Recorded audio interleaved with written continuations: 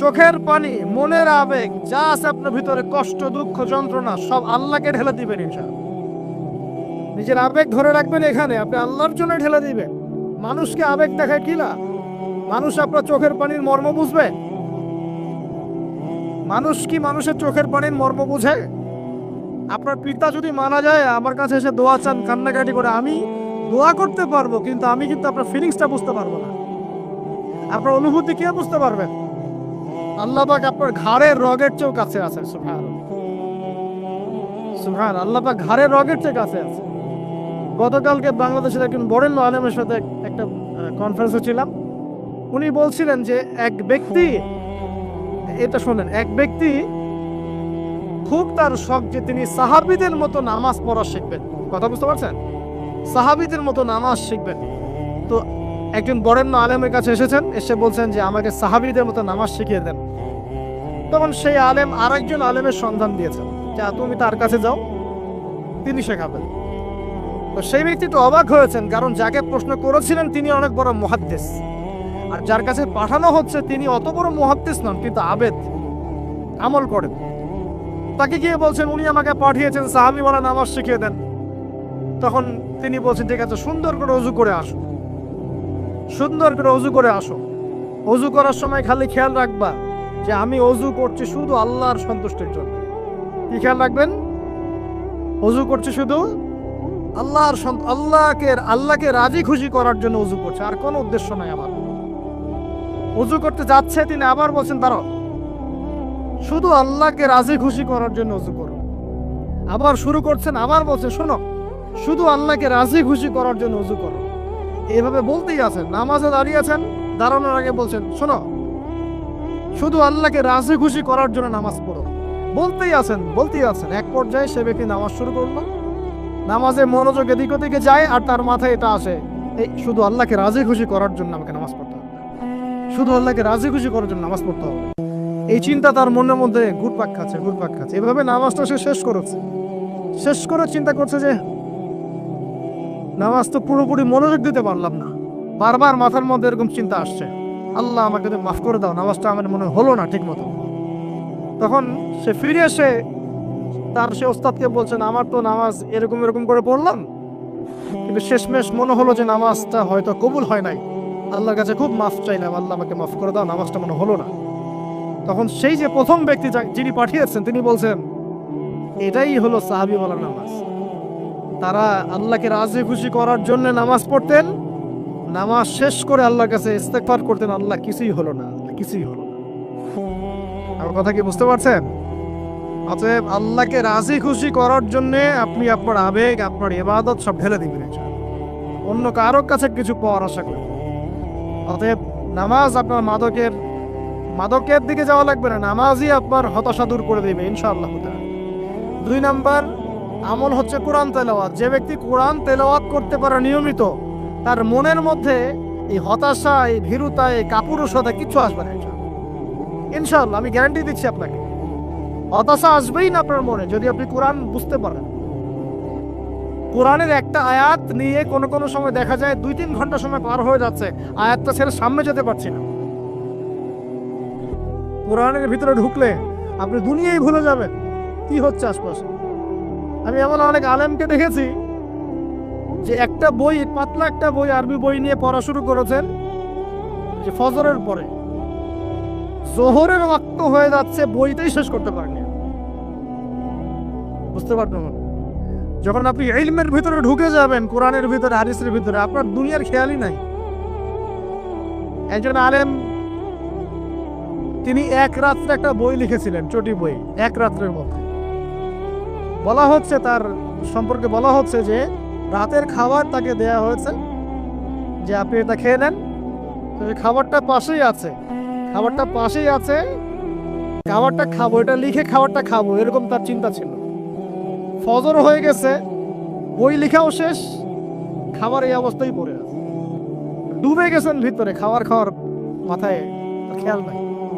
এরকম হয়। একজন বিখ্যাত মনীষী, রিয়াদুস সালেহিন কিতাবের রাইটার, সংকলক আল্লামা নববী রাহিমাহুল্লাহ, এরকম সারা রাত চলে গেছে, পাশে 2টা খেজুর, ওই 2টা খেজুর খাওয়ারই সময় পাবে। হাদিস নিয়ে গবেষণা করতে রাত পার হয়ে গেছে। আমি বলতে চাচ্ছি যখন ইলমের ভিতরে, কোরআন হাদিসের ভিতরে ঢুকে যাবেন, আপনার দুনিয়ার খেয়াল আপনার চলে যাবে ইনশাআল্লাহ। এই টেনশন, হতাশা, এই সেই বাদ, তখনই আল্লাহ পাক আপনাকে তার পক্ষ থেকে রহমত দিবেন, বরকত দিবেন। আল্লাহ আপনার দুনিয়ার কাজগুলো করে দিবেন ইনশাআল্লাহ। তখন দেখবেন কেউ আপনার দুনিয়ার ওই কাজটা করে দিয়েছে, কেউ ওই কাজটা করে দিয়েছে, কেউ বাসায় খাবার পাঠিয়ে দিয়েছে, আল্লাহ পাকই এগুলো করাই দিবেন ইনশাআল্লাহ। তো প্রিয় ভাইরা, মাদকে যাব না আল্লাহর কাছে আসবো?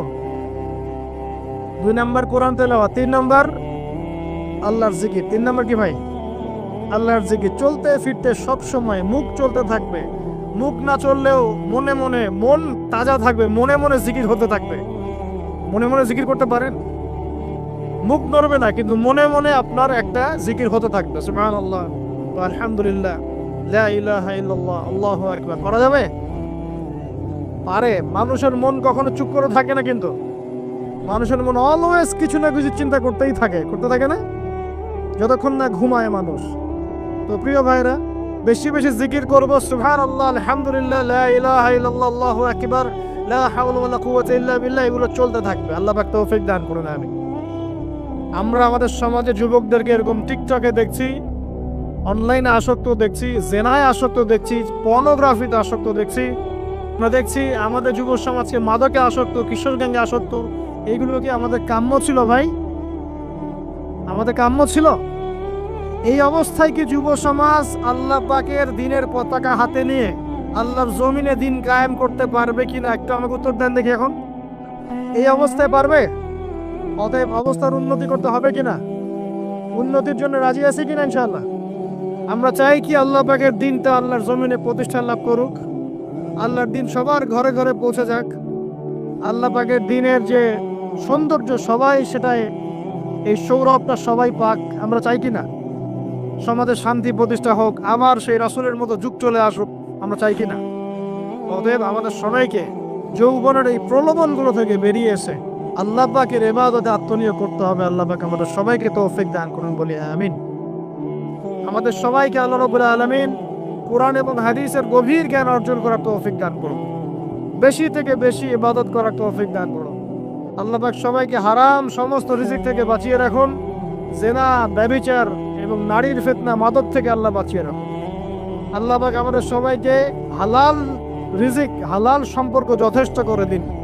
আল্লাহ পাক আমাদের সবাইকে যেন দিনের দাওয়াতের মেহনত করার তৌফিক দান করেন এবং আলেম ওলামার সাথে পরামর্শ করে দিন শেখার এবং বোঝার তৌফিক দান করেন।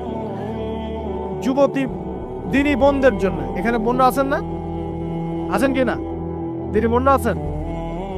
একটা নসিহত দিনী বোনদের জন্য আমি একটা নসিহত করতে চাচ্ছি, একটা নসিহত। আমার এই একটা নসিহত একটু মন দিয়ে শুনুন প্রিয় দিনী বোন। রাসূলুল্লাহ সাল্লাল্লাহু আলাইহি ওয়াসাল্লাম আমাদের দিনী বোনদের জন্য জান্নাতে যাওয়ার একটা ফর্মুলা বলে দিয়েছেন। আমি কি বলবো সেটা? আচ্ছা, রাসূলুল্লাহ সাল্লাল্লাহু আলাইহি ওয়াসাল্লাম বলেছেন আমাদের দিনী বোনেরা, আমাদের মায়েরা, এই নারী জাতি মাত্র 4টা কাজ করলে জান্নাতের যে কোনো দরজার ইচ্ছা প্রবেশ করতে পারবে ইনশাআল্লাহ। খুশি হন নাই? কয়টা কাজ? মাত্র 4টা। 1, যদি আমাদের দিনী বোনেরা 5 ওয়াক্ত নামাজটা ওয়াক্ত মতো পড়ে, আল্লাহ পাক তৌফিক দান করুন, বলি আমিন। 2 নাম্বার, যদি তারা রমাদান মাসের রোজাটাকে ঠিক মতো আদায় করতে পারে।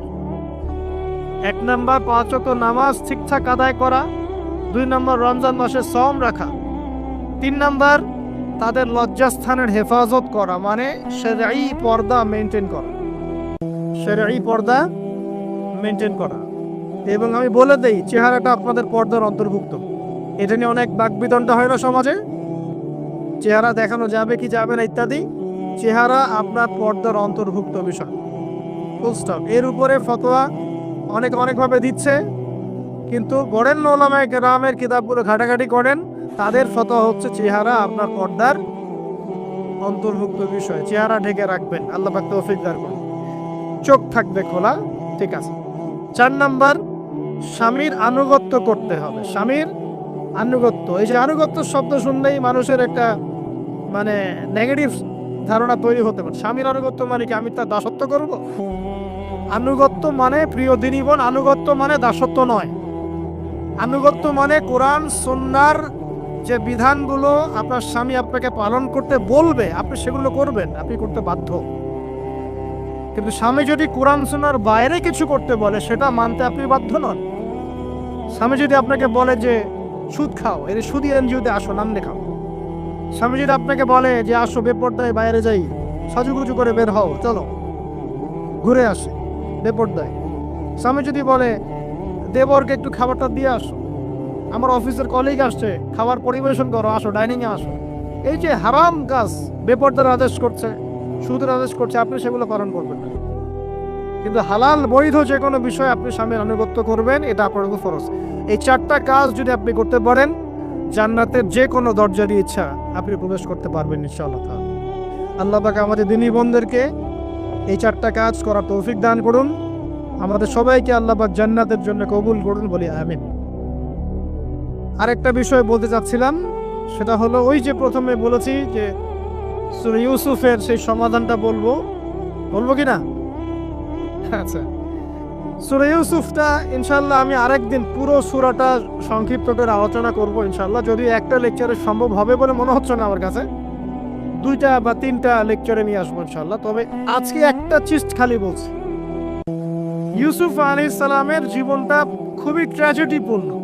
নবীর পরিবার থেকে ভাইদের শত্রুতায় ওই যে কূপে চলে গেলেন, কূপ থেকে চলে আসলেন মিশরের বাজারে, সেখান থেকে বিক্রি করে দেয়া হলো তাকে, রাজা তাকে কিনে নিলেন, তারপরে সেখানে তিনি বড় হতে লাগলেন রাজপ্রাসাদে।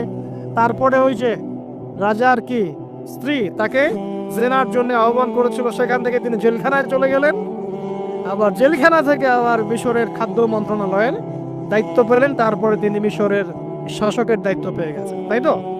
আচ্ছা, এর মধ্যে একটা জায়গা খালি বলবো আজকের মধ্যে। টপিকটা কি দিবা তোমরা? টপিকটা হচ্ছে চলমান বৈশ্বিক অর্থনৈতিক সংকটে ইউসুফ আলাইহিস সালামের সমাধান। মনে থাকবে? চলমান এই বৈশ্বিক অর্থনৈতিক সংকটে ইউসুফ আলাইহিস সালামের সমাধান কি ছিল? ইউসুফ আলাইহিস সালাম জেলখানায়, কোথায় বলেন তো? জেলখানায়। তখন দুজন ব্যক্তি তাকে বলছে, ইউসুফ, আমরা দুজন দুটো স্বপ্ন দেখেছি, তুমি কি স্বপ্নের ব্যাখ্যা দিতে পারবে? আমরা তোমাকে সত্যবাদী বলে মনে করি। ইউসুফ আলাইহিস সালাম বলছেন, খাবার আসার আগেই তোমাদেরকে স্বপ্নের ব্যাখ্যা দিয়ে দেব। একজন বলছে, আমি দেখলাম আমার মাথায় রুটি রাখা আছে আর পাখি এসে রুটির থেকে খেয়ে ফেলছে। আমার কথা বুঝতে পারছেন কিনা ভাই? আচ্ছা, 2 নম্বর, দ্বিতীয় ব্যক্তি বলছে, আমি দেখলাম আমি শরাব পান করাচ্ছি আমার মনিবকে। কথা বুঝতে পারছেন? এখন ইউসুফ আলাইহিস সালাম বলছেন, তুমি যে শরাব পান করাচ্ছ মনিবকে, তোমাকে অতি সত্বর মুক্তি দেওয়া হবে ইনশাআল্লাহ। আর যার মাথার উপর থেকে রুটি খেয়ে নেওয়া হচ্ছে তাকে শুলদণ্ড দেওয়া হবে, মৃত্যুদণ্ড দেওয়া হবে। কি বললেন? একজনকে দেওয়া হবে মৃত্যুদণ্ড, একজন কি হবে? ছাড়া পাবে। আর যাকে মনে হলো যে ছাড়া পাবে, ইউসুফ আলাইহিস সালাম বললেন, তুমি যখন ছাড়া পাবে তোমার মনিবের কাছে, মালিকের কাছে আমার কথা বলো, আমার কথা আলোচনা করে। কিন্তু শয়তান তাকে ভুলিয়ে দিল, সে আর কথা বলতে পারল। আরো কয়েক বছর চলে গেল, ইউসুফ আলাইহিস সালাম তখনও জেলেই আছে। একদিন এই রাজা স্বপ্ন দেখলেন। কি স্বপ্ন দেখলেন? যে 7টা পাতলা পাতলা গাভী, মোটা মোটা 7টা গাভীকে খেয়ে ফেলছে। 7টা কি গাভী? জীর্ণ শীর্ণ গাভী, 7টা মোটা তাজা গাভীকে খেয়ে ফেলছে। আর দেখলেন 7টা সবুজ শীষ। শীষ বোঝেন কিনা? এই ধানের শীষ না, আবার সবুজ শীষ। আর দেখছেন শীষ মরে গেলে যেমন দেখায় না একটা রং, এরকম শীষ। এখন রাজা খুব চিন্তিত হয়ে পড়লেন যে আসলে এই স্বপ্নের কি ব্যাখ্যা। তিনি সবাইকে ডেকে বললেন, স্বপ্নের ব্যাখ্যা কি তোমরা জানো? তখন রাজ্য পরিষদের এই যে এমপি মন্ত্রী যারা আছে তারা বলছে, না, এটা কি স্বপ্ন, আর আখলাম, এটা একটা বাজে স্বপ্ন, উদ্ভট স্বপ্ন, আমরা এগুলার মানে জানি না। আমরা হলো তাই তো বলতাম নাকি ভাই? কিন্তু ওই ব্যক্তি স্মরণ হয়ে গেল যে ছাড়া পেয়েছে, আরে ইউসুফ তো স্বপ্নের ব্যাখ্যা দিতে পারে। দৌড়ে গেলেন তিনি জেলখানায়। ইউসুফ আইয়ুহাস সিদ্দিক, হে সত্যবাদী নবী ইউসুফ, আমাকে কি এই স্বপ্নের ব্যাখ্যা বলতে পারবেন? 7টা জীর্ণ শীর্ণ গাভী 7টা মোটা তাজা গাভীকে খেয়ে ফেলছে। ইউসুফ আলাইহিস সালাম এই স্বপ্ন শুনে বললেন, ইউসুফ আলাইহিস সালাম শুধু স্বপ্নের ব্যাখ্যাই দিলেন না, বরং এই স্বপ্ন যে সত্য এটা তিনি বিশ্বাসও করলেন। এই স্বপ্ন একটা সমস্যাকে নির্দেশ করছে এটাও বুঝে ফেললেন, এই সমস্যার সমাধানও তিনি দিয়ে দিলেন। বলেন সুবহানাল্লাহ। আমার কথা বলছেন, ইউসুফ আলাইহিস সালাম স্বপ্নের ব্যাখ্যা দিচ্ছেন না, বরং স্বপ্নটা যে সত্য তিনি মেনে নিচ্ছেন এবং এই স্বপ্নের ফলে একটা সামনে খারাপ সময় আসতে যাচ্ছে এটা তিনি বিশ্বাস করছেন এবং এর সমাধান তিনি জাতিকে দিচ্ছেন। ইউসুফ আলাইহিস সালাম বলছেন, তোমাদের সামনে 7 বছর দুর্ভিক্ষ হবে। কি হবে বলেন? 7 বছর। সারা বিশ্বের অর্থনৈতিক প্রেক্ষাপট একটু বিবেচনা করেন তো, যে আমরা একটা খারাপ সময় দিকে যাচ্ছি না আস্তে আস্তে, এবং নীরব একটা দুর্ভিক্ষ সারা ওয়ার্ল্ডে চলছে না? করোনার সময় ছিল, ওই সময় একটা সমস্যা ছিল, ইউক্রেন রাশিয়ার ইস্যু ছিল, আরো অনেক ইস্যু আছে, শুধু এগুলো ইস্যু নয়, অপচয় ইস্যু আছে, দুর্নীতি ইস্যু আছে, জুলুম আছে, তারপরে যে পারমাণবিক এই ক্ষেত্রগুলো আছে, বড় বড় পরাশক্তিদের চাপ আছে, অনেক ব্যাপার আছে, রিজার্ভ কমে যাওয়া, অনেক বিষয় আছে। সারা বিশ্ব একটা অর্থনৈতিক মন্দা দেখছে কিনা? ইউসুফ আলাইহিস সালাম বলেন, 7 বছর তোমাদের এখানে প্রচুর ফসল ফলবে। এটা 7টা সবুজ শেষ, প্রচুর ফসল ফলবে তোমাদের এই অঞ্চলের মধ্যে। তোমরা একটা কাজ করো, তোমরা ওই 7 বছরের ফসলের যতটুকু অংশ তোমাদের না খেলে নয়, অতটুকু দিয়ে তোমরা তোমাদের জনগণের চাহিদা পূরণ করো, আর বেশি অংশটাকে রিজার্ভ করে রেখে দিও। আমার কথা বুঝতে পারছেন? ইউসুফ আলাইহিস সালাম বলছেন না যে স্বপ্নটা সত্য, তিনি সমাধান দিচ্ছেন উল্টা। এটা তো হবে সামনে, স্বপ্ন সত্য মিথ্যা তো দূরের কথা, এটা সামনে হতে যাচ্ছে। 7 বছর তোমরা প্রচুর ফসল ফলাবে, এই ফসলের একটা বড় অংশ রিজার্ভ করে রেখে দিও, আর বাকি অংশটা দিয়ে তোমরা জনগণের চাহিদা পূরণ করো। মানে অপচয় করা যাবে না, যাবে কোনো সম্পদ অপচয় করা যাবে না। এরপর তোমাদের সামনে আসবে 7টা বছর দুর্ভিক্ষের বছর, আকাশ বৃষ্টি বন্ধ করে দিবে। আকাশ কি করবে? বৃষ্টি বন্ধ করে দেবে। তার মানে ওই 7 বছর আমরা কিভাবে চলবো তাহলে? এই যে রিজার্ভ করেছি, এই রিজার্ভ বা সঞ্চিত সম্পদ দিয়ে আমরা 7 বছর চলবো। এরপরে আল্লাহ রাব্বুল আলামিন 8ম বছরে আকাশ থেকে বৃষ্টি বর্ষণ করবেন, আবার ফসল ফলবে ইনশাআল্লাহ। কথা কি বুঝতে পারছেন? এই ব্যাখ্যা অন্যরা দিতে পারলো না, ইউসুফ আলাইহিস সালাম দিতে পারলেন। এই ব্যক্তি দৌড়ে গিয়ে রাজাকে বলল, এই হলো স্বপ্নের ব্যাখ্যা। রাজা, ইউসুফ এই স্বপ্নের ব্যাখ্যা দিয়েছে। রাজা কত বিচক্ষণ ছিলেন, রাজা সত্য মিথ্যা চিনতেন, তিনি বুঝতেন যে আসলেই সত্য কাকে বলে, মিথ্যা কাকে বলে। এই আমার এমপি মন্ত্রীরা শোনো, তোমরা কেউ সমাধান দিতে পারো নাই, ইউসুফ সমাধান দিয়েছে। ইউসুফকে আমার কাছে নিয়ে আসো, আমি তাকে আমার কাছে নিকটে আসন দিব। বলেন সুবহানাল্লাহ। এবার ইউসুফ আলাইহিস সালামকে ডেকে তিনি সম্মানিত করলেন, সম্মানিত করে বললেন যে কোন দায়িত্ব দিলে তুমি আমাদের এই রাজ্যটাকে বাঁচাতে পারবে এই দুর্ভিক্ষের হাত থেকে? ইউসুফ আলাইহিস সালাম নিজে বলছেন, আমি হচ্ছে বিশ্বস্ত মানুষ, আমি হচ্ছে রাজুলুন আমিন, আমি বিশ্বস্ত এবং আমি আস্থাভাজন। আমাকে আপনি খাদ্য মন্ত্রণালয়ের দায়িত্ব দেন, ইনশাআল্লাহ আমি এই প্রবলেমগুলো সলভ করবো ইনশাআল্লাহ। এরপর তাকে দায়িত্ব দেওয়া হলো খাদ্য মন্ত্রণালয়ের। 7 বছর তিনি এরকম পলিসি গ্রহণ করলেন। মিশরের লক্ষ লক্ষ মানুষ পরবর্তী 7 বছরের দুর্ভিক্ষ থেকে বেঁচে গেল। কোরআন তো মূল্যায়ন করি না আমরা, আর কোরআনের কথা যারা বলে ওদেরকেও মূল্যায়ন করি না। এই জন্য আমরা বলছি, বর্তমান চলমান অর্থনৈতিক সংকটের সবচেয়ে বড় বড় সমাধান হচ্ছে এক, ভাই জনগণ হই আর সরকার হই, কোনো সম্পদ অপচয় করা যাবে না। আমরা সম্পদ অপচয় করি না? আপনি অজু করেছেন, আপনি 1 বালতি পানিকে অজু করেছেন, ট্যাপ ছেড়েছেন, মসজিদের 1 বালতি পানি চলে গেছে, কেন পানি অপচয় করবেন? আমাদের 5টা ফ্যানের দরকার নেই বাসায়, আপনি 5টা ফ্যান চালাচ্ছেন কেন? আপনি ঘর থেকে বের হলেন, ফ্যান চলছে, কেন চলছে? ঘর মুছেছেন, ফ্যান ছেড়ে দিয়েছেন, এই যে পাখা বাতাসও শুকাবে মাটি, কেন? এসি চালিয়েছেন, 24 ঘন্টা চালানোর কি দরকার? 2 ঘন্টা চালিয়ে বন্ধ করলে হয়। বিদ্যুতের ব্যাপার, গ্যাসের ব্যাপার, তেলের ব্যাপার, আমরা কি কম অপচয় করি মনে হচ্ছে আপনার কাছে? আমরা প্রচুর অপচয় করি। আর আমরা জনগণের সাধু না, আমরা বেশি অপচয় করি। আমরা অপচয় করি না ভাই, প্রমাণ আপনি নিজের বাসায় পাবেন। পানির অপচয়, আপনার তেলের অপচয়, আপনার গ্যাসের অপচয়, আপনার বিদ্যুতের অপচয়, এইগুলোর উপর কঠিন আইন করা দরকার। অপচয় করলে শাস্তি দিতে হবে, অপচয় করা যাবে না। অপচয় কমালে কি হবে? আমরা সম্পদ বেশি রিজার্ভ করতে পারবো। এই যুগে কি কি সম্পদ রিজার্ভ করলে আমরা সচ্ছল হতে পারবো? এই হেদায়েতগুলো আপনাকে ওই সোকল প্রোটেস্ট্যান্ট মৌলবীরা দিতে পারবে না ইনশাআল্লাহ তাআলা, কারণ তাদের কাছে ইকোনমিক্সের জ্ঞান নাই। এই যুগে যদি আমরা গ্যাস রিজার্ভ করতে পারতাম, তেল রিজার্ভ করতে পারতাম, গোল্ড রিজার্ভ করতে পারতাম, সিলভার রিজার্ভ করতে পারতাম, এবং যে কারেন্সি সারা ওয়ার্ল্ড ওয়াইড চলছে এখন, এগুলোকে রিজার্ভ করতে পারতাম, এবং জনগণের যতটুকুতে প্রয়োজন এতটুকু সাপ্লাই করে বাকিটা রিজার্ভ করে রাখতে পারতাম, আসন্ন সময়ে এটা দিয়ে আমরা বৈশ্বিক সংকট মোকাবেলা করতে পারতাম। আমার কথা রাগ করলেন? আমি কি কারো শত্রু, কোনো দলের লোক? আমি আপনাদের জাতির একজন, আপনার দিনই ভাই, আপনার শুভাকাঙ্ক্ষী, এবং আপনি আর আমরা ভাইয়ের মতো। কিসের মতো? নিজের ভাইয়ের মতো। আপনার গায়ে আঘাত থাকলে আমি কষ্ট পাবো, আপনাকে কেউ গালি দিলে আমি কষ্ট পাবো, আমাদের জনগণের ক্ষতি হলে আমাদের বুক কাঁদবে না? জনগণের ক্ষতি হলে, দুঃখ দুর্দশা হলে আমাদের বুক কাঁদা উচিত, উচিত কি না? আমাদের সবাইকেই যার যার দায়িত্ব পালন করতে হবে। আমরাও অপচয় বন্ধ করে দেবো ইনশাআল্লাহ তাআলা। আমি আপনাদের ভাই এবং আমি আপনাদেরকে মহব্বত করি। আমরা জেনার পথে যাব না, আমরা হালাল সম্পর্কে থাকবো ইনশাআল্লাহ। যখন আপনি জেনায় চলে যাবেন, আপনার কলব থেকে আল্লাহ নূর নষ্ট হয়ে যাবে।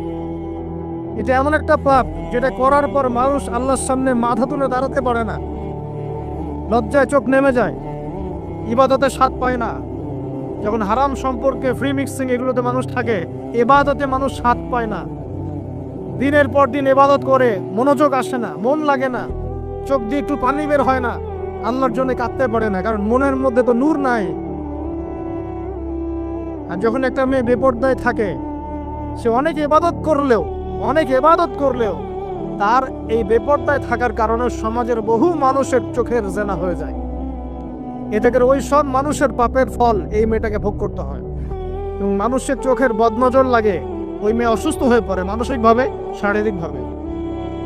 আমি আমাদের যুবক ভাই এবং বোনদেরকে রিকোয়েস্ট করব, আল্লাহর ওয়াস্তে চরিত্রটাকে পবিত্র রাখার চেষ্টা করুন। আল্লাহ পাক তৌফিক দান করুন। এই যুবককে আল্লাহ পাক আরশের ছায়া দিবেন, যে একটা মেয়েকে পেয়েও আল্লাহর ভয় তাকে ভোগ করে নাই। আল্লাহ পাক এরকম যুবক ঘরে ঘরে তৈরি করুন। তাহলে কি করবেন ভাই? হালাল উপার্জনের ব্যবস্থা করবেন, ব্যাস সরাসরি বিয়ে করে ফেলবেন। পরিবারকে বোঝানোর চেষ্টা করবেন, না বুঝলে আন্দোলন শুরু করবেন যে আমি জেনা করতে চাই না, আমি বিয়ে করতে চাই, বিয়ে আমার দেওয়ানই লাগবো, এরকম। ব্যাস, তারপর দেখবেন বাপ মা কেমন করে বিয়ে না দেয়। আল্লাহ সাহায্য করবে ইনশাআল্লাহ। আল্লাহ আমাদের যুবক ভাইদেরকে চরিত্র হেফাজত করার স্বার্থে বিয়েকে সহজ করে দিন। আমি আবার কাউরে নিয়ে পালায় যায় না, ওই কাজ করতে যায় না কিন্তু আবার, ঠিক আছে? কারণ এভাবে কোর্টে গিয়েও যদি একটা মেয়ে বিয়ে করে, এই বিয়ের জায়েজ না জায়েজ নিয়ে অনেক কথা আছে। অতএব এইসব ঝুঁকির মধ্যে যাবেন না, বাসায় বোঝানোর চেষ্টা করবেন। আর এক শ্রেণীর ব্যক্তি আছে যাদেরকে আল্লাহ পাক আরশের ছায়া দিবেন। তারা কারা? যারা গোপনে আল্লাহকে স্মরণ করে কাঁদতে পারে, বলি সুবহানাল্লাহ। এখন এই দুটো হাদিসের মধ্যে যুবকদের অবস্থান কি পেয়েছেন? আচ্ছা, আরেকটা শোনাই এবার। নবী সাল্লাল্লাহু আলাইহি ওয়াসাল্লাম বলেছেন, 5টা জিনিস আসার আগেই 5টা বিষয়কে মূল্যায়ন করো। 1, তোমার বার্ধক্য আসার আগেই তোমার যৌবনকে মূল্যায়ন করো। যৌবনের গুরুত্ব পেলেন তো এবার? তোমার মওত আসার আগেই তোমার জীবনকে মূল্যায়ন করো। সচ্ছল থাকা অবস্থাতেই অসচ্ছলতাকে মূল্যায়ন করো, অসচ্ছলতা আসার আগেই সচ্ছলতাকে মূল্যায়ন করো। অসুস্থতা আসার আগেই সুস্থতাকে মূল্যায়ন করো। এবং এই যে কথাটা বললাম যে তোমার বার্ধক্য আসার আগেই যৌবনকালটাকে মূল্যায়ন করো। এই হাদিসগুলোর মধ্যে আমরা সংক্ষিপ্ত পরিসরে যৌবনকালের গুরুত্ব পাচ্ছে কিনা ভাই? এখন এই যৌবনকালটা আমাদের কাটানো উচিত আল্লাহ পাকের ইবাদতের মধ্য দিয়ে। এই যৌবনকালটা আমাদের কাটানো উচিত কয়েকটা বিষয়ের মধ্য দিয়ে, তার মধ্যে আমি 10টা পয়েন্ট আপনাকে বলবো। কয়টা ভাই? 10টা। এক, এই যৌবনকালে সবার আগে আমাদের কর্তব্য হচ্ছে দ্বীনের ইলম অর্জন করা। কি করা ভাই? দ্বীনের ইলম অর্জন বলতে আমি কি বোঝাচ্ছি? দ্বীনি ইলম অর্জন বলতে আপনাকে আমি বোঝাচ্ছি যে কমপক্ষে কোরআনটুকু তেলাওয়াত করতে শিখুন, হাদিসগুলো পড়তে শিখুন, ইসলামী বইপত্র পড়াশোনা করুন, পাশাপাশি জেনারেল সাবজেক্টগুলো পড়াশোনা করুন। এদিকে আপনি এগিয়ে যান, এদিকেও এগিয়ে যান, দুই দিকে আগাতে থাকেন। এর পাশাপাশি বরেণ্য ওলামায়ে কেরামদের সোহবতে থাকার চেষ্টা করেন, যারা রিনাউন্ড এবং বরেণ্য ওলামায়ে কেরাম, তাদের সোহবতে থাকার চেষ্টা করেন। ইলম অর্জনের অনেক ধাপ আছে। শুরু করেন কোরআন তেলাওয়াত দিয়ে, তারপরে আস্তে আস্তে হাদিসে যান, কোরআনের তাফসিরে যান, ইতিহাস পড়েন, ইসলামের ইতিহাস পড়েন, ইসলামিক অর্থনীতি পড়েন, রাসূলের জীবনী সিরাত পড়ে দেখেন, ইসলামিক ফিকহের বইগুলো পড়ে দেখেন। আস্তে আস্তে গ্র্যাজুয়ালি আপনি সামনে যাবেন। এই সিলেবাসটা আপনি কোত্থেকে পাবেন? এই সিলেবাসটা দেখবেন প্রত্যেক জেলায় জেলায় বরেণ্য কওমি ওলামায়ে কেরাম আছেন না, তাদের সাথে পরামর্শ করবেন, আপনাকে সুন্দর সিলেবাস করে দেবে ইনশাআল্লাহ। এইভাবে আপনি পড়াশোনা করবেন এবং ওস্তাদের সাথে থেকে পড়াশোনা করবেন। একা একা সব কিছু করা যায়? একা একা সব কিছু করা যায় না। একটা সিলসিলা লাগে, একটা ওস্তাদের সোহবত লাগে, নাকি? একা একা কি কোরআন সুন্নাহ সব বুঝে ফেলতে পারবেন আপনি? তাই মনে হয়? কখনোই না। অতএব বরেণ্য আলেমদের সোহবত লাগবে, আবার আপনার চেষ্টাও লাগবে। আল্লাহ পাক তৌফিক দান করুন। এই যৌবনকালের প্রথম কাজ কি ভাই? ইলম অর্জন করা। 2 নম্বর, এই যৌবনকালে আমরা যে পরিমাণ ফিজিক্যালি ফিট থাকি, শরীরে শক্তি থাকে, উদ্যম থাকে, আমাদের বয়সটা 40-50 হয়ে গেলে সেটা থাকবে না। থাকবে? অতএব এই যৌবনকালে বেশি বেশি ইবাদত করতে থাকেন। আল্লাহ পাক তৌফিক দান করুন। এই যৌবনকালে 5 ওয়াক্ত নামাজ তো পড়বেনই, এর পাশাপাশি নফল নামাজগুলো পড়ার চেষ্টা করবেন। এর পাশাপাশি আপনি চেষ্টা করবেন তাহাজ্জুদের ওয়াক্তে একটু নামাজ পড়ার জন্য, কমপক্ষে 2 রাকাত, কমপক্ষে 2 রাকাত, অ্যাটলিস্ট 2 রাকাত নামাজ তাহাজ্জুদের সময় পড়ার চেষ্টা করি। আল্লাহ আমাকে তৌফিক দেখ, আপনাদের সবাইকে তৌফিক দান করুন। ওই সময় আপনি যে দোয়াই করবেন আল্লাহর কাছে কবুল হবে ইনশাআল্লাহ। যে দোয়াই করবেন আল্লাহ কবুল করবেন ইনশাআল্লাহ, যদি আপনার রিজিকটা কি হয়? হালাল হয়। হারাম রিজিক দিয়ে ইবাদত কবুল হয়? হারাম রিজিকের দোয়া কবুল হয়? কবুল হয় না। 3 নাম্বার, এই যৌবনকালে আমরা রাসূলের সুন্নতের উপর বেশি আমল করব ইনশাআল্লাহ। করা যাবে ইনশাআল্লাহ? তার নিয়াত করতে পারি যে ইনশাআল্লাহ চেহারাগুলো পরিবর্তন হবে। চেহারা পরিবর্তন মানে কি? হ্যাঁ, দেখা যাবে না? এখনো গজায় নাই? প্রত্যেক সপ্তাহে আপনাকে নবীর সুন্নতের উপর এরকম করে কুরবানি এবং জবাই করতে কে বলেছে? নবী সাল্লাল্লাহু আলাইহি ওয়াসাল্লামের সুন্নতকে জবাই করাটা কি ভালো কাজ? হ্যাঁ বলেন তো। আমরা তো এমন অনেক নাপিত ভাইদেরকে চিনি যারা এই ধরনের বক্তব্যগুলো শুনে আলহামদুলিল্লাহ জীবন পরিবর্তন করেছেন।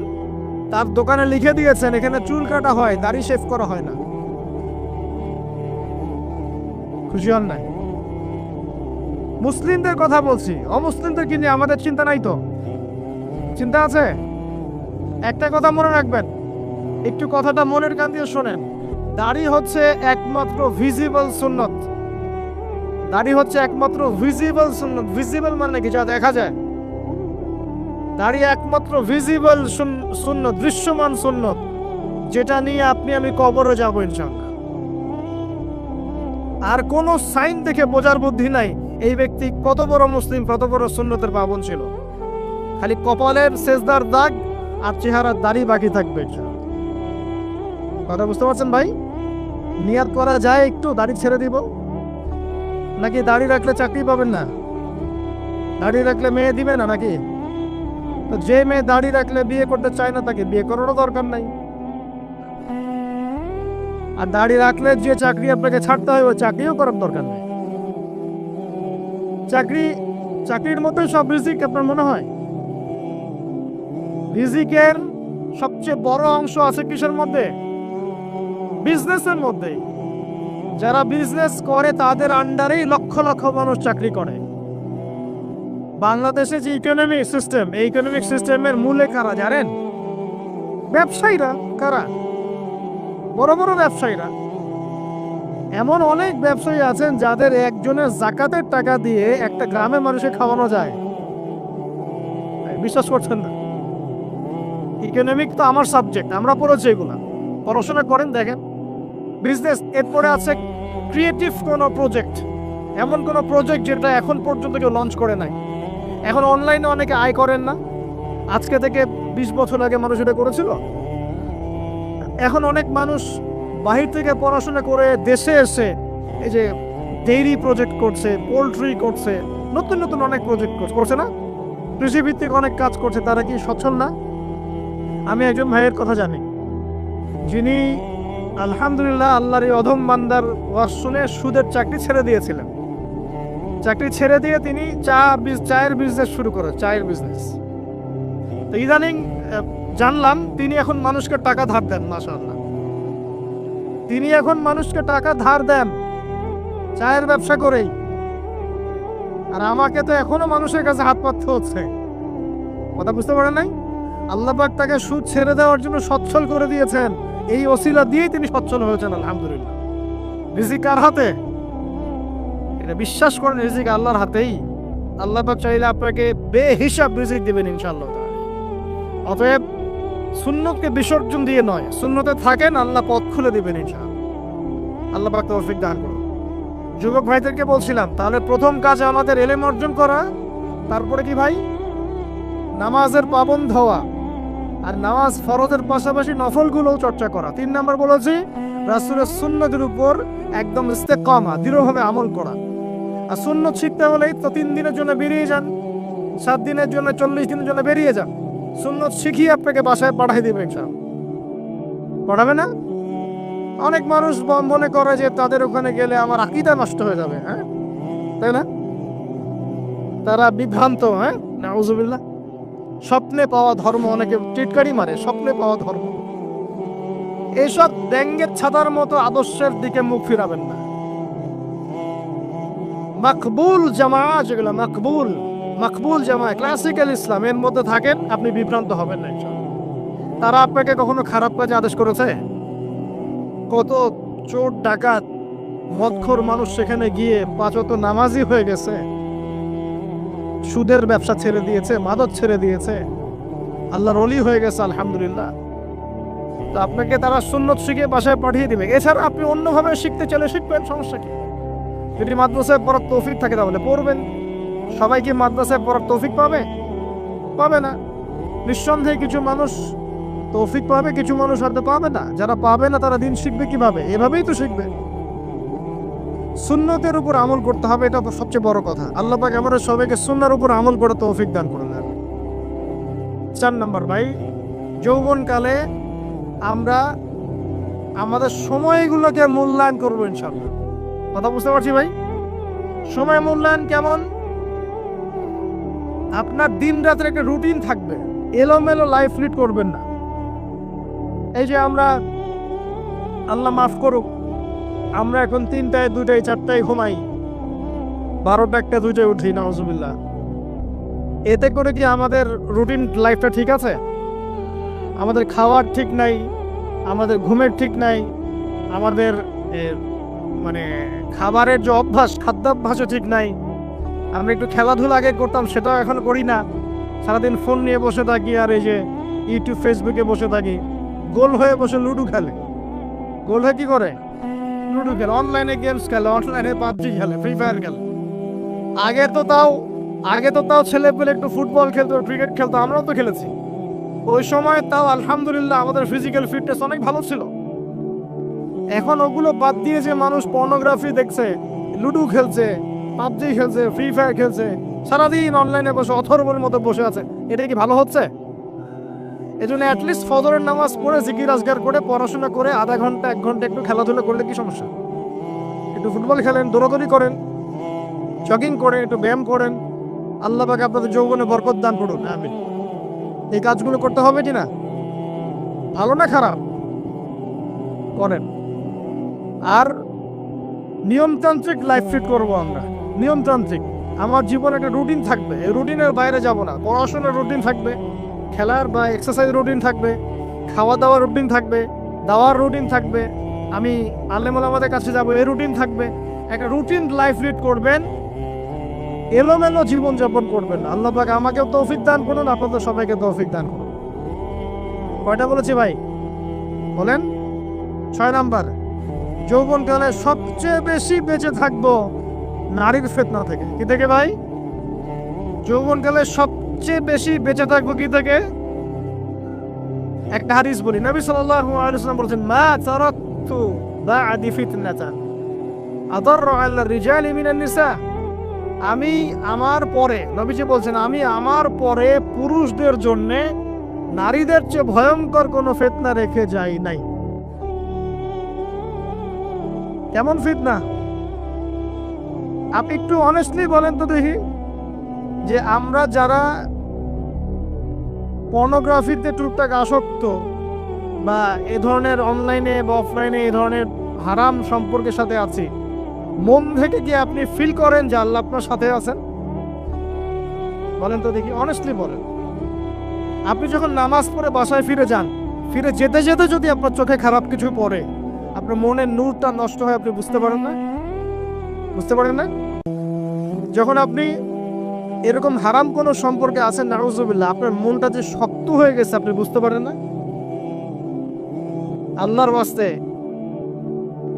নারী জাতির ফিতনা থেকে সর্বোচ্চ দূরত্ব অবলম্বন করবেন। আল্লাহ পাক তৌফিক দান করুন। কি করব তাহলে আমরা? ওই যে বলেছে হালাল সম্পর্ক করতে পারলে হালাল, যদি করতে না পারি সবর করবেন। কি করবেন? সবর করবেন, ভালো কাজে ব্যস্ত থাকবেন, বেশি বেশি রোজা রাখবেন। কি করবেন?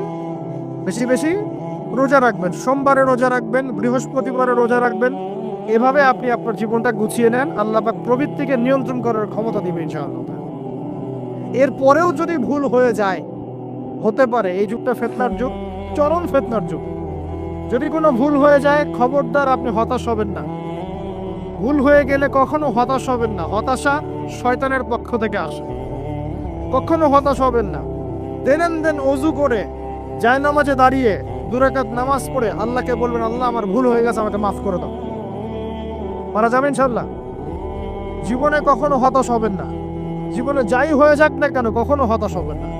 মনে রাখবেন, আল্লাহ আপনার রব, আল্লাহ আপনার সাথে আছেন ইনশাআল্লাহ। অতএব নারীর ফিতনা থেকে নিজেকে বাঁচিয়ে রাখার চেষ্টা করুন, আল্লাহ পাক তৌফিক এনায়েত করুন। 7 নাম্বারটা হচ্ছে, এই সমাজ আপনাকে যেভাবে শেখায়, কিভাবে শেখায়? এই যে স্কুল, কলেজ, ইউনিভার্সিটি, চাকরি, বিয়ে, সন্তান প্রতিপালন, আর তারপর ইন্না লিল্লাহি ওয়া ইন্না ইলাইহি রাজিউন, এই তো শেখায় নাকি? সবসময় মনে রাখবেন যে আল্লাহ রাব্বুল আলামিনের পরিকল্পনাই আপনার উপরে সবচেয়ে বেশি অগ্রাধিকার যোগ্য, সমাজের পরিকল্পনা নয়। পরিবার আপনাকে চাপ দিচ্ছে, চাকরি পাস না, পড়াশোনা করিস না, হ্যাঁ পড়াশোনায় কেন তুই 80 নম্বর পাইলি না, কেন চান্স পেলি না, কবে চাকরি পাবি, কবে আমাদেরকে দেখবি, খাওয়াবি, পড়াবি, এই যে চাপগুলো চারপাশ থেকে আসে কিনা? এতে করে অনেক যুবক দেখা যায় মাদকাসক্ত হয়, অনেকে দেখা যায় আত্মহত্যা করছে, ইদানিং করছে কিনা ভাই? এই শব্দটা থেকে আমি এই পয়েন্টটা আজকে লিখেছিলাম যে ভুলেও আল্লাহর প্রতি বিশ্বাস এবং তাওয়াক্কুল হারাবেন না। সমাজ যেভাবে শেখায়, সমাজ চারপাশে যে চাপ আপনাকে দিচ্ছে, এই চাপে নিজে গা ভাসিয়ে দিবেন না। আপনি আল্লাহর কাছে দোয়া করবেন, আল্লাহর কাছে পথ চেয়ে নেবেন এবং আল্লাহর প্রতি তাওয়াক্কুল ভরসা করবেন। কখনো আত্মহত্যার পথ বেছে নেবেন। কি হয়েছে? 80 নাম্বার পান নাই তো কি হয়েছে? আপনি চেষ্টা করেছেন কিন্তু চান্স পান নাই তো কি হয়েছে? চেষ্টা তো করেছেন আপনি। আপনি চেষ্টা করেছেন ইউনিভার্সিটির চান্সের জন্য, আপনি চান্স পাই নাই, চেষ্টা করেছেন না আপনি? বাস, চেষ্টা করেছেন, পাই নাই, তাকদিরে ছিল পাই নাই, বাস। আমি আমার চেষ্টা করেছি। কখনোই আত্মহত্যার পথ বেছে নেবেন না। আর আমরা পিতা মাতাদেরকে রিকোয়েস্ট করব, কোনো অবস্থাতেই সন্তানকে এত বেশি চাপ দিবেন না যে সন্তানটার এই কোমরটাই ভেঙে চলে যায়। এই সমস্যাগুলো দিন দিন বাড়ছে সমাজের মধ্যে। কেন এত চাপ দিচ্ছেন? তার প্রতিভা কোথায় খুঁজে বের করুন। তাকে জোর করে কেন টেনে লম্বা করার চেষ্টা করছেন? আমাদের সমাজে বাচ্চা হয়ে গেলেই তার পিঠে একটা সিল মেরে দেয়, হয় ডাক্তার না হলে ইঞ্জিনিয়ার। কেন? এর বাইরে কোনো প্রফেশন নাই। আমার সন্তানকে হয় ঢাকা বিশ্ববিদ্যালয়ে চান্স পেতে হবে, না হলে বুয়েটে, না হলে এখানে। এর বাইরে আর কোথাও পড়ারই জায়গা নাই। আর এখানে পড়লেই আমার সে ছেলে বা আমার মেয়ে একদম সবচেয়ে বড় জ্ঞানী হবে, অন্য কোনোভাবে হবে না, এটা গ্যারান্টি দেওয়া আছে? যারা সভ্যতা বিনির্মাণ করেছেন তারা কয়জন বড় বড় ডিগ্রি সার্টিফিকেট পেয়েছেন খুঁজে বের করে দেখেন, খুঁজে বের করে। আমরা ফিলোসফির মধ্যে যে ফিলোসফারদের হিস্ট্রি পড়েছিলাম তাদের মধ্যে বেশিরভাগই দেখা যায় স্কুলেও যায় না, কলেজেও যায়। আছে না এমন? আছে। আমি বলছি না আপনারা যাবেন না, আমি বলছি জ্ঞানের মানদণ্ড এটাই নয় যে আমার সার্টিফিকেট অর্জিত হয়েছে। সার্টিফিকেটটাই জ্ঞানের মানদণ্ড নয় তো। হ্যাঁ, প্রতিযোগিতার একটা জগৎ আছে, আমাকে সে জগৎ উতরাতে হবে। আপনি চেষ্টা করবেন, যদি না হয় তাকদিরে ছিল, হয় নাই, বাস হয় নাই। আমাকে আল্লাহ পাঠিয়েছেন তার ইবাদত করার জন্য, এখানে আত্মহত্যা করার জন্য আল্লাহ আমাকে পাঠান নাই। আমার জীবন যদি দিতেই হয় তাহলে আল্লাহর জন্য দিব ইনশাআল্লাহ। ঠিক আছে কথা? ব্যাস, দুনিয়ার জন্য না। আল্লাহ পাক বোঝার তৌফিক দান করুন। 8 নম্বরটা ইম্পর্টেন্ট এবং এটা আপনাদের জন্য মজাদার। সেটা হলো 8 নম্বরটা বেশি ইম্পর্টেন্ট। এটা হচ্ছে দিনের পথে চলার ক্ষেত্রে আপনি অনেক রকম মতবাদ পাবেন সামনে। কেউ বলবে আমারটা সঠিক, কেউ বলবে না ওরটা নয়, আমারটা সঠিক, কেউ বলবে না আমার দলটা সঠিক, কেউ বলবে না ওর সংগঠন সঠিক। এগুলো আপনার কান ভারী করে ফেলবে একদম। তখন মনে হবে যে আগেই ভালো ছিলাম রে ভাই, নামাজ পড়তাম না, এখন নামাজ পড়া শুরু করে দেখলাম যে আরে হাতটা বাঁধবো কথা, এটাই তো ফিক্স করতে পারতেছি না। আর আমার কিছু তো অভিজ্ঞতা আছে ভাই, নাকি ভাই? ওর আলোকে একটা কথা বলি, সেটা হলো সমাজে কিছু ইখতিলাফি মাসআলা আছে, এই মাসআলাগুলো কানেও ঢুকাবেন না। আপনি ইবাদতের মধ্য দিয়ে আল্লাহকে পাওয়ার চেষ্টা করবেন। এবং চিরায়ত একটা ইসলাম আমরা ফলো করছি না, এই ইসলামের মধ্যে এমন কিছু নাই যেটা আপনাকে জাহান্নামে নিয়ে যাবে, এমন কিছু নাই। হ্যাঁ, প্রত্যেকটা ঘরানার মধ্যে কিছু বিভ্রান্ত মানুষ থাকতে পারে, এমন কিছু মানুষ এমন আমল করছে যে আমলটা হয়তো কোরআনে এবং হাদিসে নাই। এটা তার সমস্যা, কোরআন সুন্নাহর সমস্যা নয়। কথা বুঝতে পারছেন? এটা তার সমস্যা, সে এটাকে সেই বেদাতটা করছে, সেই শিরকটা করছে। তার মানে এই নয় যে কোরআন হাদিস আমাকে শিরক শিখিয়েছে, বেদাত শিখিয়েছে। কোরআন এবং হাদিসে যেটা আছে এটা সুন্দর, এবং এটা চিরায়ত একটা ক্লাসিক্যাল ইসলাম আমাদের কন্টিনেন্টে আছে, বাংলাদেশেও আছে। এখানে থাকলে আপনি বিভ্রান্ত হবেন না ইনশাআল্লাহ তাআলা। বরেণ্য উলামায়ে কেরামদের কাছে গিয়ে অন্তত একজন হকপন্থী আলেমের সাথে পরামর্শ করে আপনি আমল করার চেষ্টা করবেন। আর যে বিষয়গুলো নিয়ে ইখতিলাফ আছে এইগুলো নিয়ে সমাজে মত পার্থক্য সৃষ্টি করে সমাজটাকে বিভক্ত করতে যায় না। আল্লাহর রাস্তায় মসজিদ ভাগ করতে যায় না, সমাজকে ভাগ করতে যায় না। জাতিগত ঐক্যটা রক্ষা করেন, আল্লাহ পাক বোঝার তৌফিক দান। আর যদি মানুষের মধ্যে খারাপ কিছু দেখি, ওই খারাপ কিছু বিষয়টা আমি এড়িয়ে যাবো ইনশাআল্লাহ। কোনটা ভালো কোনটা খারাপ আমি বুঝবো কিভাবে? আমি 10 জন আলেমের সাথে পরামর্শ করবো, বাস। আমি এত বড় আলেম নই, তাহলে আমি 10 জন আলেমের সাথে পরামর্শ করব যে হুজুর এই বিষয়টা চলছে, এটা সম্পর্কে আসলে বিষয়টা কি। একটা ঘরানার দিকে কখনো আপনি সাম্প্রদায়িকভাবে বায়াসড হয়ে যাবেন না।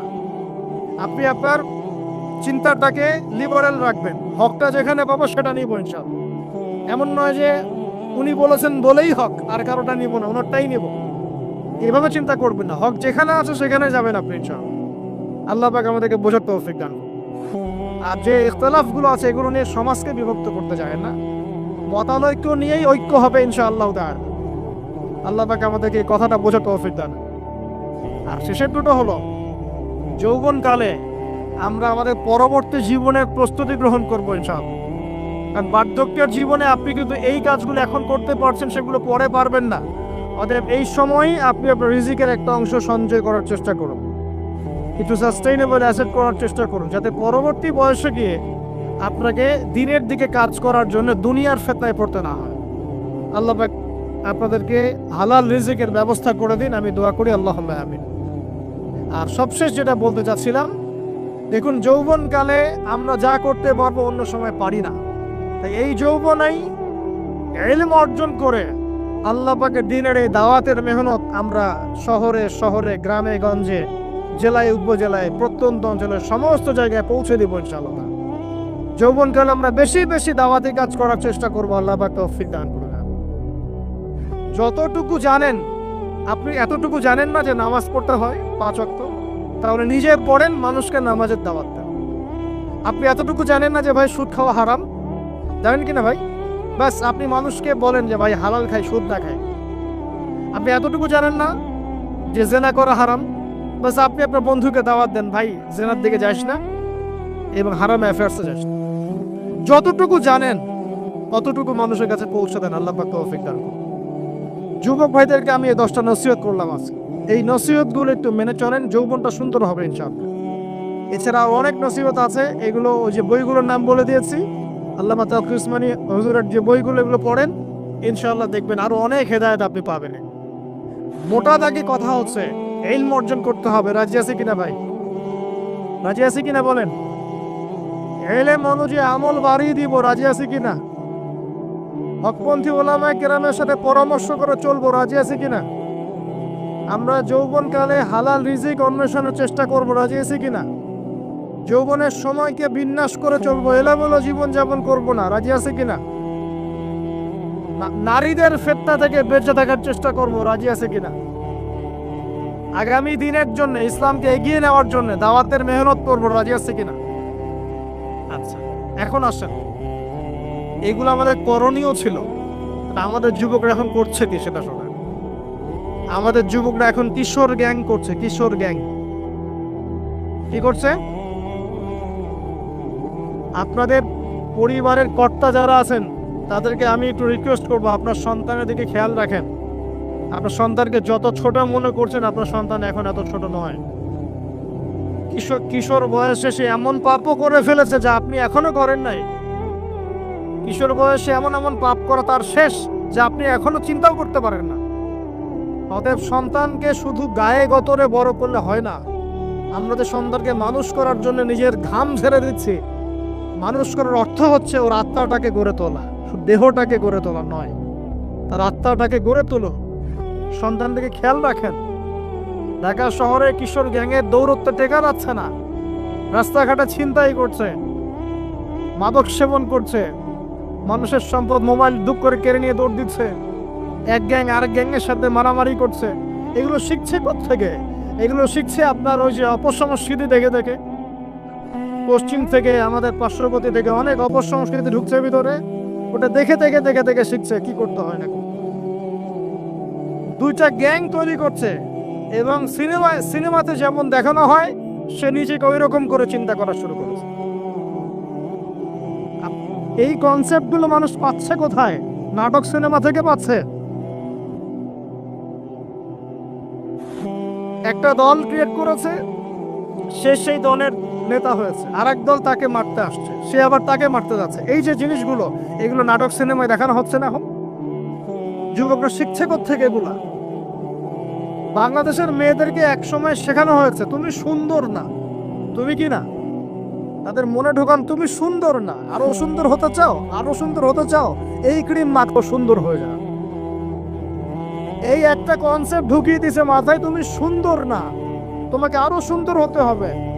আল্লাহ তোমাকে যে সৌন্দর্য দিয়েছেন এটা যথেষ্ট না, অন্যরা আরো অনেক বেশি সুন্দর, তুমি সুন্দর না, এই ক্রিম মাখো সুন্দর হবে। এই করতে করতে করতে ক্রিমের ব্যবসা শুরু হলো। বাণিজ্য, সবকিছুর পিছনে কি থাকে? বাণিজ্য, আর কিছু না। তারপর শুরু হলো যে পার্লার, অমুক ক্রিম তমুক ক্রিম, অমুক সোনো, এই সেই, বাস মেয়েরা পাগল হয়ে গেল। বাস নতুন নতুন আমরা আমাদের সংস্কৃতি ধারণ করে যে কাপড় চোপড়গুলো পরি, কিছু মানুষ শেখালো এর চেয়ে এই ফ্যাশনটা ভালো, এটা পরো। বাস ঈদে ঈদে নতুন নতুন ফ্যাশন আসা শুরু করলো। আরে পাঞ্জাবি পায়জামা পরো তো আমাদের বাপদাদাদের সুন্নত, বাঙালিদেরই সুন্নত। সব বাদ দিয়ে এখন আমরা কি শুরু করেছি দেখেন তো। এগুলো কিন্তু মিডিয়া দিয়ে আপনাদেরকে ঢোকানো হয়, মিডিয়ার থ্রু দিয়ে। আমরা দেখছি এখন যুবকরা, বহু যুবক মাদকাসক্ত হয়ে যাচ্ছেন, হচ্ছেন কিনা? কিসের এত হতাশা ভাই? কি হয়েছে? আপনার গার্লফ্রেন্ড আপনাকে ছেড়ে চলে গেছে? তা গেছে না হয়তো, কি হয়েছে? কি হয়েছে? গার্লফ্রেন্ড ছেড়ে চলে গেছে তো কি হয়েছে? আল্লাহ পাকের জমিনে কি মেয়ের অভাব নাকি? আরে শেষ জামানে একজন ছেলের পিছনে 40টা মেয়ে ঘুরবে। 40টা মেয়ে ঘুরবে না, আসলে সরি ফর দ্য ল্যাঙ্গুয়েজ, 40 জন নারীর দায়িত্ব একটা ছেলেকে নিতে হবে শেষ জামানায়। মানে মা, বোন, ফুপু, খালা, স্ত্রী, এই সব মিলে 40 জন কাঁধে উঠে যাবে। এখন ঘরে ঘরে মেয়েদের সংখ্যা বাড়ছে না? নবীজি বলেছেন শেষ জামানায় মেয়েদের সংখ্যা বাড়বে, ছেলেদের সংখ্যা কমবে। কমছে কিনা ছেলেদের সংখ্যা? এখন হয়তো এভারেজ 100, 104, পরে দেখবেন আরো বেড়ে গেছে। শুধু আমেরিকার হিস্ট্রি ঘেটে দেখেন, ওখানে ছেলে মেয়ের অনুপাতটা কেমন, কমছে সব জায়গাতে, আরো সামনে কমবে। তো একজন গার্লফ্রেন্ড আপনাকে ছেলে চলে গেছে, বাস জীবনটা উৎসর্গ করে দিতে হবে তার জন্য? এখন কি ফেন্সিডিল, গাঁজা, ইয়াবা এগুলো সেবন করতে হবে? আপনাকে কে সৃষ্টি করেছেন ভাই? কি উদ্দেশ্যে? প্রথমে কি আয়াতটা বলেছে, কি উদ্দেশ্যে? আমাকে আল্লাহ পাঠিয়েছেন দুনিয়াতে নামাজ পড়তে, রোজা রাখতে, দিনের প্রচার করতে, দিনের জ্ঞান অর্জন করতে, এই তো। তা আমি একজন মেয়ের জন্য জীবন নষ্ট করে দিব কেন? আমি তাহলে আল্লাহর কাছে কি মুখ দেখাবো আর নবীর কাছে কি মুখ দেখাবো? ওখানে গিয়ে বলবো আল্লাহ আমি আমার অমুক প্রেমিকার জন্য আশায় হয়ে একদম জীবন দিয়ে দিয়েছি, আত্মহত্যা করেছে? গেছে ভাই, যাইতে দেন। যে ব্যক্তি আপনার অবস্থানকে মূল্যায়ন করে নাই, সে আপনার যোগ্য ছিল না। এখন আপনি কি করবেন? নিজের অবস্থান উন্নত করেন, আপনার পিছনে লাইন ধরে ঘুরবে এজন।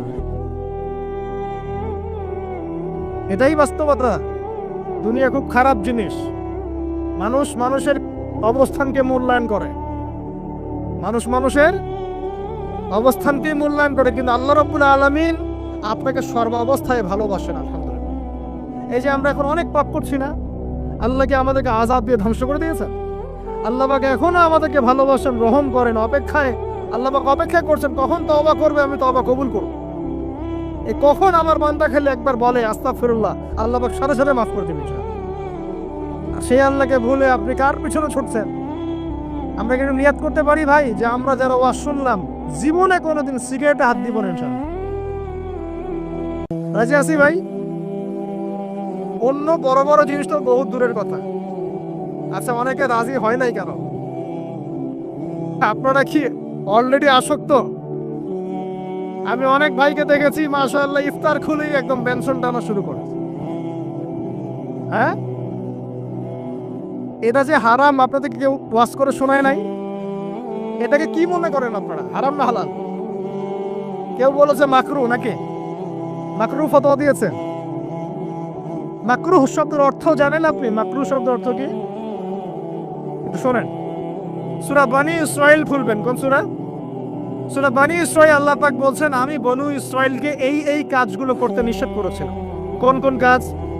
জেনা করো না, জেনার ধার কাছে যেও না, এতিমের মাল আত্মসাৎ করো না, শিরিক করো না, ইত্যাদি। যারা আলেম আছেন তারা আমার কথা বুঝবেন। এই কাজগুলোর পরে আল্লাহ পাক বলছেন যে এই প্রত্যেকটা কাজ আল্লাহর কাছে মাকরুহ, অপছন্দের। কিসের? অপছন্দ। আর এটাকে আপনি সহজ মনে করছেন? নিয়াত করি আল্লাহ পাকের সন্তুষ্টির জন্য আমরা কোনোদিনও মাদকের সাথে সম্পৃক্ত হব না ইনশাআল্লাহ। আর বিশ্বাস করেন, শুধুমাত্র মাদকদ্রব্য নিয়ন্ত্রণ অধিদপ্তর এই আইন কানুন এগুলো দিয়ে, জরিমানা দিয়ে মানুষকে মাদক ছাড়ানো যাচ্ছে না, যাবে না। কেন যাবে না এটা আপনারা খুব ভালো করেই জানেন, আমি বলতে চাচ্ছি না। অনেক সময় মাদক বিরোধী কনসার্ট করে মানুষ, মাদক বিরোধী কনসার্টে ওঠার আগে এক বোতল ডাইল খেয়ে আসে আগে। এগুলো কি বাস্তব কথা বলছি না অবাস্তব কথা বলছি? আমাদের যুবক ভাইরা কোশ্চিন কালেও মাদকের ধার কাছে যাবেন না ইনশাআল্লাহ। একটা হাদিস খালি মনে রাখেন, একটা, এই হাদিসটা মনে রাখেন। নবী সাল্লাল্লাহু আলাইহি ওয়াসাল্লাম বলেছেন কেউ যদি মাদকদ্রব্য সেবন করে তার 40 দিনের নামাজ কবুল হবে না। সিগারেট একটা খেয়েছি, 40 দিন নামাজ নাই। এরপর যদি সে তওবা করে আল্লাহ মাফ করে দিবে। আবার যদি মাদক খায় আবার 40 দিন কবুল হবে না। যদি আবার তওবা করে আল্লাহ মাফ করে দিবে। আবারও যদি খায় আবারও 40 দিন কবুল হবে না। আবারও তওবা করলে আল্লাহ আবার মাফ করে দিবে। চতুর্থবার সে যদি মাদক খায়, আল্লাহ রাসূল সাল্লাল্লাহু আলাইহি ওয়াসাল্লাম বলছেন আল্লাহ পাক কিয়ামতের মাঠে তাকে তিনাতুল খাবাল পান করাবেন। কি পান করাবেন? তিনাতুল খাবাল। সাহাবীরা বললেন ইয়া রাসূলুল্লাহ এটা কি? তিনাতুল খাবাল কি? নবী সাল্লাল্লাহু আলাইহি ওয়াসাল্লাম বলছেন এটা হচ্ছে জাহান্নামীদেরকে আযাব দেওয়ার পর তাদের রক্ত মাংসের যে পুঁজ বের হবে, এই যে ড্রিঙ্কস, জাহান্নামের হার্ড ড্রিঙ্কস, এই ড্রিঙ্কসের নাম হলো তিনাতুল খাবার। আল্লাহ পাক আমাদের সবাইকে মাদক থেকে বাঁচিয়ে রাখুন। হতাশা মাদক দিয়ে দূর হয় না। হতাশা দূর হবে, বলে দিব, তিনটা জিনিস, মাত্র তিনটা। কয়টা ভাই? এক, 5 ওয়াক্ত নামাজ। এক কি? নামাজে আপনি অজু করে সিজদা দেন, ইনশাল্লাহ আপনার মনে প্রশান্তি না আসলে আমাকে এসে বলেন যে আসে নাই।